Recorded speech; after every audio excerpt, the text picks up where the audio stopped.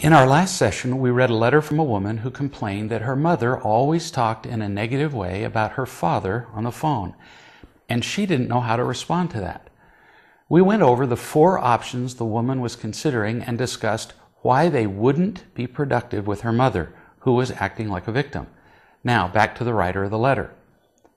When you're confused about how to respond to someone who is drowning, someone who is using any of the getting and protecting behaviors, always keep it simple.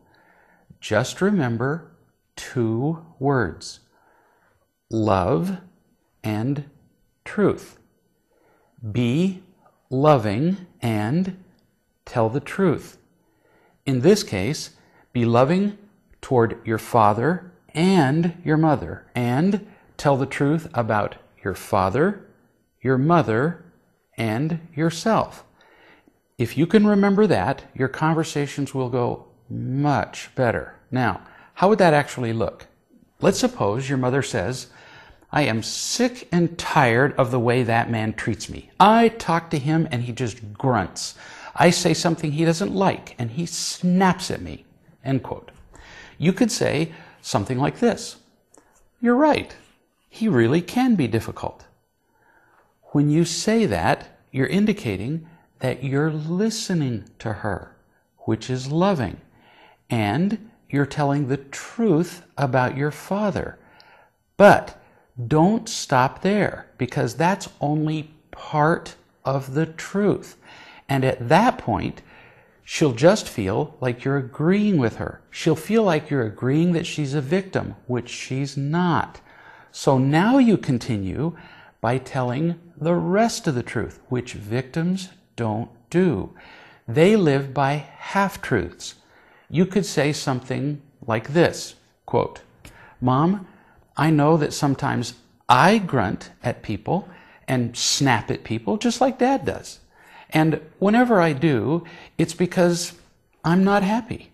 I'm not feeling loved. Every time. So I can tell you that he's not doing this to you intentionally. He's just not feeling happy and loving enough to be nice to you. You get offended because you think he's doing this to you. But it's all about him, not about you. So when he's like this and you want him to be nice to you instead, it's kind of like asking a pig to sing. It's not going to happen. It's like asking him to be something he can't be, and it will only be frustrating for both of you." End quote. Now, when you say that or something like it, your mother almost certainly won't like it, because she wants your father to listen to her and treat her better. But the fact is, he won't. He can't. And she needs to understand that. That doesn't mean she will understand that, but that's what you're going to explain to her. She may protest. She probably will. She'll probably say something like, "But it's not fair," or "But he should listen to me," or "But that's no way to treat somebody." So you may try to explain it another way. You could say something like, "Mom, you're right. He's being selfish." Again, you're demonstrating that you're listening to her, which is loving of you. But again, then you tell the rest of the truth.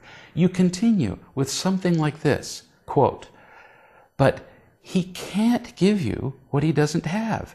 He's just in pain. He's unhappy.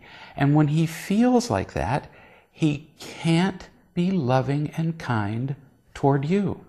I know that's no fun for you. But if he knew how to be more loving, he would be. If he could be more loving, he would be happier too. He'd love to be nicer. He just doesn't know how to give what he doesn't have." End quote.